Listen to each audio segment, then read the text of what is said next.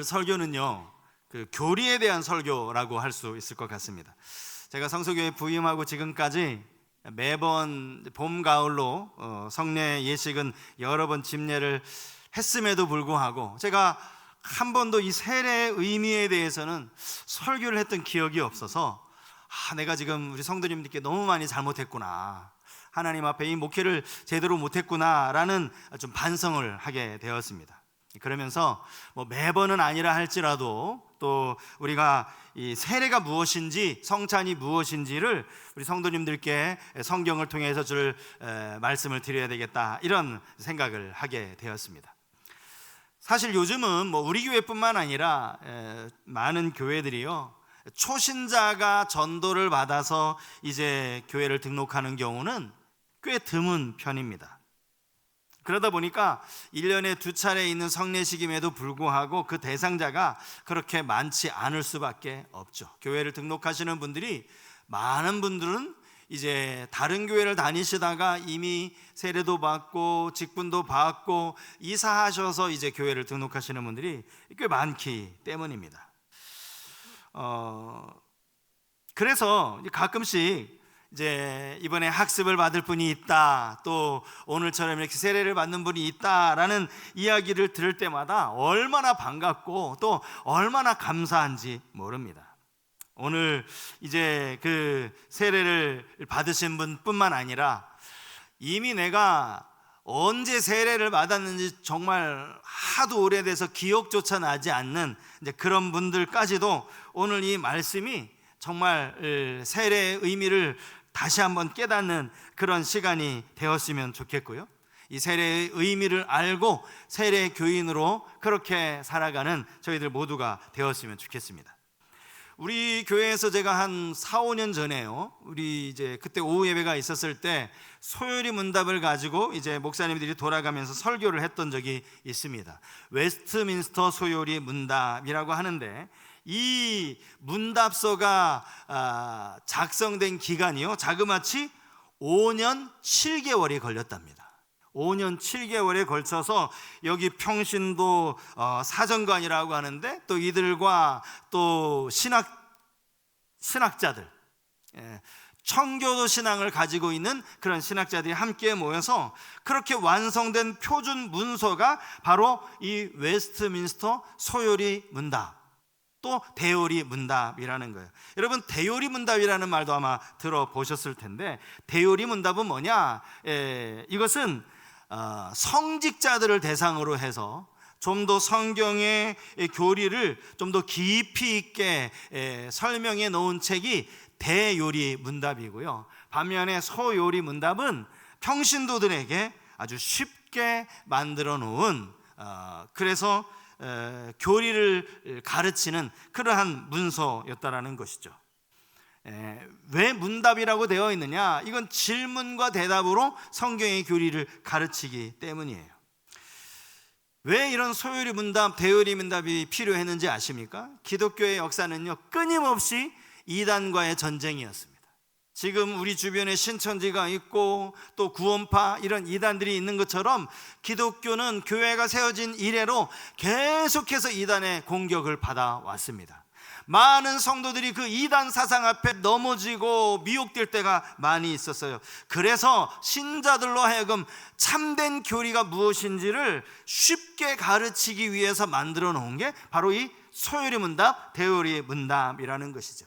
이게 요즘에도 간혹 설교 시간에 이 대요리 문답, 소요리 문답을 가지고 설교하시는 교회가 있어요. 왜냐하면 성경이 그때 성경이나 지금 성경이나 동일한 성경이기 때문에, 하나님의 말씀은 하나도 변하지 않았기 때문이죠. 성경을 기준으로 하고 있기 때문이라는 겁니다. 소요리 문답 중에서, 이 소요리 문답이 총 107개의 질문과 대답으로 되어 있는데 94번째 94문이 뭔가 하니까 세례란 무엇입니까? 세례를 묻는 질문이에요. 그에 대한 대답이 이렇게 나와 있어. 94문에 대한 대답 자막을 보시면서 우리 같이 한번 읽었으면 좋겠습니다. 시작. 세례는 성례로서 성부와 성자와 성령의 이름으로 물을 가지고 씻는 것은 우리가 그리스도에게 접붙임되는 것을, 우리가 은혜 언약의 유익들을 취하는 것을, 그리고 우리가 주님께 속한다는 서약을 상징하고 인치는 것입니다. 여기 보면 성례라고 되어 있어요. 성례는 거룩한 예식을 말하는 것인데, 천주교회는 이 성례가 총 7가지나 됩니다. 그런데 우리 기독교에서는 딱 2가지만 지키고 있어요. 거룩한 예식, 교회에서 지키는 2가지 성례가 오늘 우리가 했던 이 세례식하고 다음 주에 우리가 하게 될 이 성찬 예식이라는 거예요. 다른 건 다 필요 없고 이 2가지가 가장 중요하다. 왜냐하면 성경에 예수님이 뭐라고, 마태복음 28장에 보면 너희는 세례를 베풀라, 가서 모든 족속에 세례를 베풀라 라고 말씀을 하셨고, 제자들과 마지막 성만찬을 하시면서 이 성만찬을 통하여서 나를 기념하라 이렇게 말씀하셨어요. 주님이 꾸준히 하라고 명하신 게 바로 이 2가지라는 것이죠. 오늘 저는 이 본문 로마서 말씀 속에서 이 세례의식이 갖는 중요한 의미 3가지를 살펴보려고 합니다. 오늘 세례받고 또 입교하신 분들 뿐만 아니라 이미 오래전에 세례를 받으신 분들도 한번 잘 기억하시고 또 머릿속에 새기시는 그런 시간이 되었으면 좋겠습니다. 첫 번째 세례의 의미, 이것은 죄를 씻는다, 이런 의미를 가지고 있습니다. 죄를 씻는다. 여기 세례라는 말의 뜻이 씻는 예식, 씻을 세자를 쓰기 때문이죠. 여러분, 뭔가 옷에 더러운 것들이 묻으면 우리는 당연히 먼저 가서 물로 씻으려고 합니다. 이 물이 이 모든 더러운 것들을 깨끗이 씻겨 내려가는 그런 역할을 하기 때문이죠. 물론 여기서 우리가 씻어야 할 것은, 더러운 것이 바로 죄예요, 죄. 그래서 어떤 면에서 보면 우리가 아무리 목욕을 한다고 해도 우리의 심령에 있는 죄는 목욕한다고 씻겨지는 것이 아니죠. 여기 이 씻는다라는 것은 영적인 의미를 가지고 있는 겁니다. 사실대로 말한다면 우리의 죄를 씻는 건 물이 아니라 그리스도의 피 아닙니까? 우리의 죄를 대신하여서 십자가에 달리신 그 피밖에 없는데, 그러므로 우리가 행하는 이 예식의 물은 그리스도의 피를 상징하는 것이라 해도 틀린 말이 아니에요. 어쨌든 씻는 것을 하나님이 귀히 보셨는데, 구약시대에요, 제사장들을 세우면서 제사장들에게 하셨던 말씀 중에 이런 말씀이 있어요. 출애굽기 30장 20절과 21절 말씀인데요, 여기 이렇게 기록이 되어져 있습니다. 그들이 회막에 들어갈 때에 물로 씻어 죽기를 면할 것이요, 제단에 가까이 가서 그 직분을 행하여 여호와 앞에 화제를 살을 때에도 그리할지니라. 이와 같이 그들이 그 수족을 씻어 죽기를 면할지니 이는 그와 그의 자손이 대대로 영원히 지킬 규례니라. 이 말씀이 당시 제사장이었던 아론과 그의 아들들에게 주시는 말씀이에요. 뭐라고까지 말씀하셔요? 너희가 너의 손과 발, 수족을 씻지 않으면 죽을 것이다. 죽기를 면하라 라는 이 말을 2번씩이나 반복하고 있어요. 그러니까 제사장들 입장에서는 이 씻는 게 얼마나 중요해요. 이걸 안 씻으면, 제대로 안 씻으면 제사 지내다가, 제사를 드리다가 죽을 수도 있다라는 것이죠. 그래서요, 성경에 보면 이 회막에 대한 그 설계도가 있어요. 하나님이 가르쳐 주시는 이 회막의 설계도에 보면 항상 번제단과 그 회막 사이에는 뭐가 있어요? 물두멍이 있어요. 거기서 물을 퍼다가 이제 제사장들이 손발을 씻도록, 그 위치가 어느 쯤인가 그림 하나 보여주세요. 여기가 번제단하고 저 뒤에 이제 회막이 보이잖아요. 그 사이에 둥그런 이 커다란, 이게 물두멍이에요. 수족을 씻을 수 있는 그러한 역할을 하는 것이었죠. 그런가 하면 신약시대의 세례 요한은요, 정말 그의 이름처럼 세례를 베푸는 역할을 자신의 사명으로 알고 감당했던 사람 아닙니까?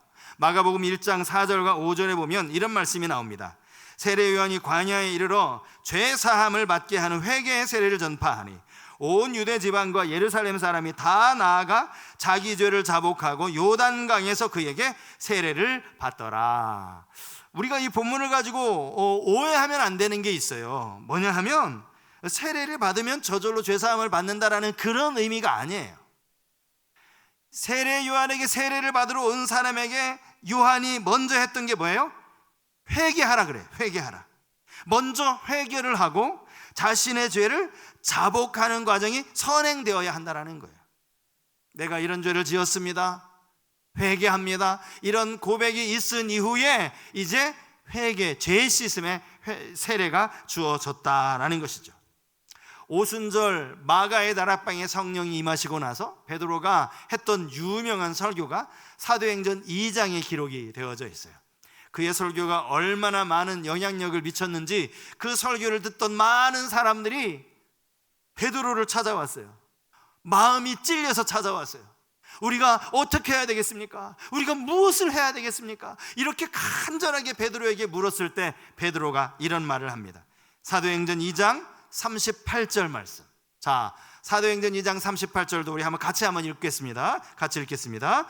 베드로가 이르되 너희가 회개하여 각각 예수 그리스도의 이름으로 세례를 받고 죄 사함을 받으라. 그리하면 성령의 선물을 받으리니. 여기도 먼저 너희가 회개하고 그런 다음에 세례를 받으라. 예수의 이름으로 세례를 받으면 그것이 죄사함의 징표다, 이렇게 말씀을 하고 있는 거예요. 세례는 우리의 죄를 씻음받는, 과거에 지었던 우리의 모든 더러운 죄를 깨끗이 씻는다, 이런 의미가 첫 번째 의미고, 두 번째 의미는요, 옛사람이 죽었다라는 의미입니다. 세례의 두 번째 의미, 옛사람이 죽었다. 본문 3절 말씀이에요. 무릇 그리스도 예수와 합하여 세례를 받은 우리는 그의 죽으심과 합하여 세례를 받은 줄을 알지 못하느냐. 세례가 죽으심, 옛사람이 죽는 것이 바로 세례라는 것이죠. 세례에는 죽음의 의미가 담겨져 있습니다. 자, 본문 6절 말씀도 제가 한번 읽어드리겠습니다. 우리가 알거니와 우리의 옛사람이 예수와 함께 십자가에 못 박힌 것은 죄의 몸이 죽어 다시는 우리가 죄에게 종노릇하지 아니하려 함이니. 여기 말하는 이 옛사람이라는 건 뭐냐 하면 말씀 그대로 죄의 종노릇하던 사람, 거듭나지 못해서 죄가 이끌리는 대로 그냥 그 죄의 유혹을 따라 살아갔던 바로 그 옛사람이 예수 그리스도와 함께 십자가에 못 박혔다, 십자가에 못 박혀 죽은 것이다. 이게 세례라는 거예요. 세례. 여러분, 죽은 자는 말이 없어요. 죽은 송장 옆에 가서 지금 어디에 이제 사놓기만 하면 100배나 가격이 오를 좋은 땅이 있다라고 한번 귀에 속삭여 보세요. 갑자기 눈을 번쩍 뜨면서 어디 그런 땅이 있느냐고 그렇게 눈을 뜰까요? 아니요. 듣지도 못합니다. 아무런 반응도 하지 않아요. 반대로 그 죽은 사람 옆에 가가지고 당신이 말이야 이럴 수가 있느냐고 그냥 온갖 욕을 막 퍼붓는다고 그 사람이 갑자기 일어나서 당신이 내게 그럴 수 있느냐고 화내는 법이 없어요. 죽었기 때문이에요. 죽었기. 옛사람이 죽었다라는 이 말이 뭐예요? 어떤 죄의 유혹이 우리에게 찾아와도 우리는 죽었으니까 그 미혹에 흔들리지 않는 거예요.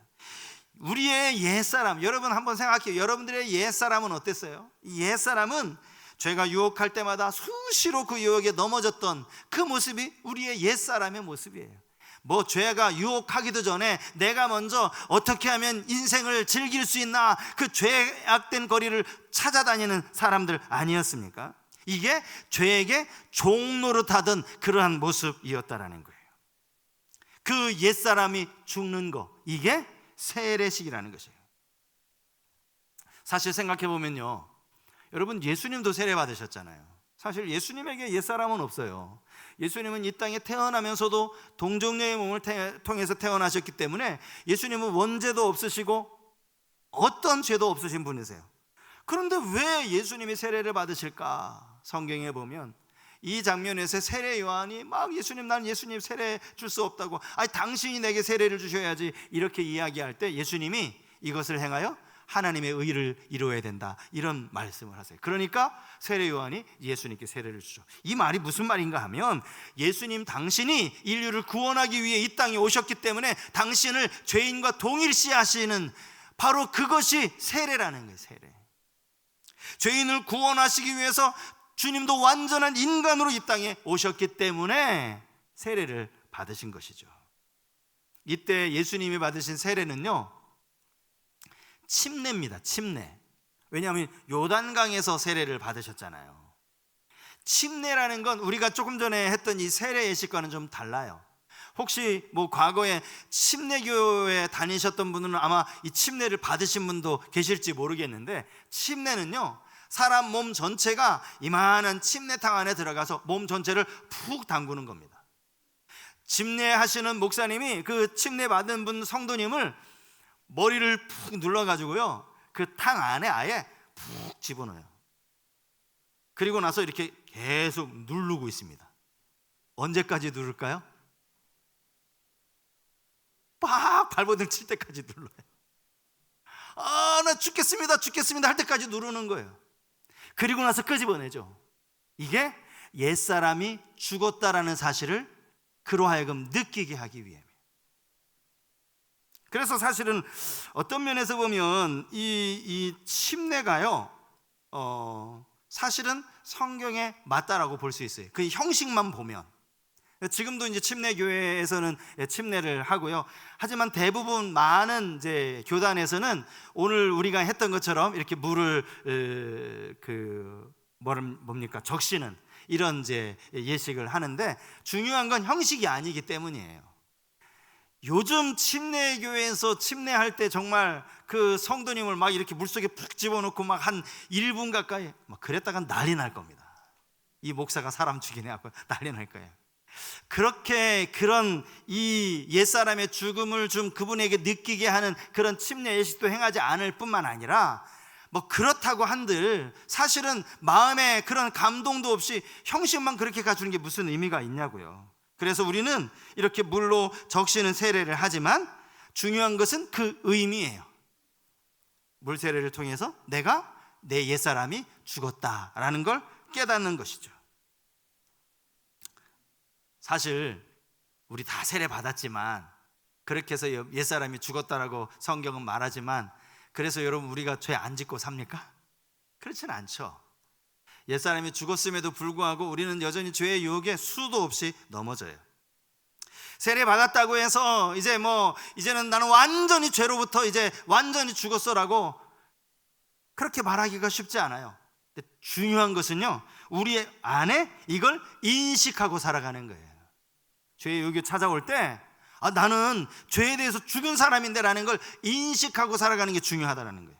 자, 본문 11절 말씀을 보십시오. 이와 같이 너희도 너희 자신을 죄에 대하여는 죽은 자요 그리스도 예수 안에서 하나님께 대하여는 살아있는 자로 여길지어다. 여기 여길지어다 그랬어요. 늘 기억하라는 거예요. 죄의 유혹이 찾아올 때마다 예전에는 아이고 좋지 이렇게 찾아다니는 것이 아니라, 그 순간에 나는 죄에 대해서 죽은 사람인데, 내 옛사람이 이미 죽었는데 라는 걸 늘 기억하라는 거예요. 죄의 유혹 앞에 한 번 더 고민하라는 것이죠. 이것이 옛사람이 죽었다라는 세례가 갖는 의미입니다. 마지막 세 번째가 있어요. 그것은 그렇게 죽이면 안 되잖아요. 그렇게 옛사람이 죽었다면 이제 새로운 생명으로 살아난다라는 그런 의미가 이 세례 예식 가운데 담겨 있는 거예요. 앞에 11절 말씀에서도 보신 것처럼 죽음이 끝이 아니죠. 다시 살아납니다. 물속에 그렇게 막 죽으려고 했지만 다시 끄집어내는 거예요. 내가 이렇게 새 삶을 얻었구나, 이렇게 새 생명을 얻게 되었구나 라는 것을 그로 하여금 깨닫게 하는 것이죠. 보면 4절 말씀을 보시겠습니다. 그러므로 우리가 그의 죽으심과 합하여 세례를 받음으로 그와 함께 장사되었나니, 이는 아버지의 영광으로 말미암아 그리스도를 죽은 자 가운데서 살리심과 같이 우리로 또한 새 생명 가운데서 행하게 하려 함이라. 여기 새 생명이라는 단어가 나와요. 새 생명, 이것은 옛사람과 대조되는 의미라고 보시면 됩니다. 더 이상 우리는 옛사람으로 그냥 죄에 이끌려 다니는 것이 아니라 새로운 생명, 이걸 원어로 찾아보면요, 완전히 새로워졌다, 질적으로 새로워졌다, 뭔가 좀 그 약한 곳을 수리해서 좀 개선한 게 아니라 완전히 새로워진 이런 새 생명을 얻게 되었다, 그런 의미의 말씀이라는 거예요. 고린도후서 5장 17절 말씀, 우리가 너무나 잘 아는 말씀이죠. 그런즉 누구든지 그리스도 안에 있으면 새로운 피조물이라. 이전 것은 지나갔으니 보라 새 것이 되었도다. 이제 우리는 완전히 새 사람이 된 거예요. 이 세례를 통하여 옛사람이 죽을 뿐만 아니라 완전히 새롭게 되는 거예요. 여러분, 성 어거스틴이라고 아마 잘 알고 계실 거예요. 이분이 젊었을 때 한때 아주 방탕을 많이 했거든요. 어머니의 기도 때문에 그가 돌아와서 성자라는 칭호를 얻었는데, 그렇게 그가 회심한 다음에 왕년에 자기가 이렇게 잘 어울렸던 여인 하나를 길에서 우연히 마주친 거예요. 이 여자가 어거스틴을 알아봤어요. 부릅니다. 나랑 같이 놀자고 불러요. 그랬더니 어거스틴이 이런 말을 했습니다. 너는 너지만 나는 예전의 내가 아니야. 이 말이 무슨 말이죠? 나는 새 사람이 되었다는 거죠. 나는 예전의 내가 아니야. 나는 완전히 새롭게 되어서, 그런 의미가 담겨 있다는 거예요. 우리는 여기서요, 여러분들 여기 세례 받은 지 오래되신 분들, 세례 이전의 삶과 세례 이후의 삶에 무슨 변화가 있는지를 한번 돌아보시기 바랍니다. 돌아보세요. 세례받은 이후에 여러분 정말 변화된 삶을 살아가고 계십니까? 새 생명을 얻고 내가 과거의 내가 아니야, 이런 마음으로 살아가고 계시느냐고요. 오늘 세례받고 입교받는 우리 성도님들 꼭 그러한 삶을 살게 되는 은혜가 있기를 바랍니다. 오늘 그 말씀과 연결되는 찬양을 준비하다가 이 찬양을 제가 이제 선정을 했거든요. 이 찬양 가사가 이렇게 되어 있어요. 내가 그동안 주인으로 삼았던 거, 내가 중요하다고 생각된 이 모든 것들, 이거 다 이제 내려놓고 오직 주님만을 바라보며 내가 그렇게 살아가리라. 이런 내용을 담고 있는 찬양, 우리가 이따가 이제 부를 텐데요. 세례가 모든 신자들에게 이 주는 교훈을, 저는 갈라디아서 2장 20절 이 한 절이 아주 핵심적으로 잘 요약하고 있다라는 생각이 들어서 갈라디아서 2장 20절 말씀을 우리 성속의 모든 성도님들이 다 암송하시도록 제가 그렇게 권해드리고 싶어요. 여러분, 이 구절 꼭 암송하셨으면 좋겠어요. 이 성경 구절, 이 시간 한번 큰 소리를 같이 한번 읽을 텐데, 말씀의 의미를 생각하면서 여러분 읽으시고, 또 암송 이미 하고 계신 분들은 암송을 하셔도 좋겠습니다. 같이 한번 읽겠습니다. 내가 그리스도와 함께 십자가에 못 박혔나니 그런즉 이제는 내가 사는 것이 아니요 오직 내 안에 그리스도께서 사는 것이라. 이제 내가 육체 가운데 사는 것은 나를 사랑하사 나를 위하여 자기 자신을 버리신 하나님의 아들을 믿는 믿음 안에서 사는 것이라. 할렐루야. 내가 십자가에 못 박혀 죽었다. 지금 내가 사는 것, 예수를 믿는 믿음 안에 사는 것이라. 에베소서 4장 22절 이하의 말씀도 마찬가지입니다. 너희는 유혹의 욕심을 따라 썩어져가는 구습을 따르는 옛사람을 벗어버리고 오직 너희의 심령이 새롭게 되어 하나님을 따라 의와 진리의 거룩함으로 지으심을 받은 새 사람을 입으라. 사람을 입으라. 여러분, 초대교회에서는요, 이렇게 세례 예식을 하면 그 이후로부터 그 세례 교인들은 자기를 그리스도인이라고 불렀다고 합니다. 그리스도인. 그 뜻이 뭔지 아시죠? 그리스도인. 내 삶에 예수가 주인인 사람, 내 삶을 예수가 다스리고 예수가 인도하고 나는 그 예수님의 인도함을 따라가는 사람, 그가 그리스도인이라는 거예요. 오늘 세례를 받고 입교한 성도님들 뿐만 아니라 이미 오래전에 세례를 받으신 우리 모든 성도님들도 여러분 인생의 주인을 예수 그리스도로 삼고 그리스도인으로 당당히 고백하며 살아가는 은혜가 있기를 주님 이름으로 축복합니다.